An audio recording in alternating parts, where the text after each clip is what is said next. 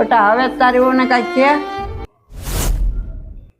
બા હવે હું અને કહું તમે જ કહો મને. હવે એનાથી થાતું જ નથી તો મારે શું કરવાનું?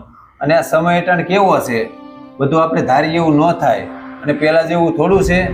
ભલે ગમે એમ કહો, તમારા સમયમાં તમે જે કામ કર્યું અટાણ એવું કામ ન થાય. ઓય બા વાતે વાતે બહુ ટકટક કરી રાખે, હવે મારથી છે ને સહન નથી થાતું.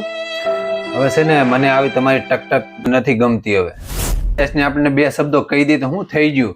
માં છે આપણી કરતા એને સમજણ વધારે હોય. અને આપણે કેટલા ભાગશાળી છીએ કે આપણને મા બાપની સેવા કરવાનો મોકો મળ્યો છે. અને જે કાંઈ કહે છે એ આપણી માટે જ કહે છે ને, અને આપણા હારા માટે જ કહે છે.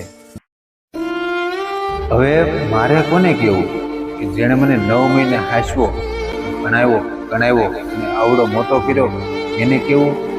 પછી એને કેવું જેણે મને મારા ભરોસે પોતાનું ઘર બાર મા બાપ ભાઈ બહેન બધાને મૂકીને આવતી રહી, એને કેવું? સાસુઓના ઝઘડા થતા જ હોય પણ દીકરા સુધી વાત ન પોગાડાય. બે શબ્દ સાંભળવા પડે ને તો સાંભળી લેવાય, પણ ઘરમાં ઝઘડો ન કરાય. ભૂલ સાસુની હોય કે વહુની હોય, પીસાય તો હંમેશા પુરુષ જ છે. માટે સમજણ જરૂરી છે. જય માતાજી.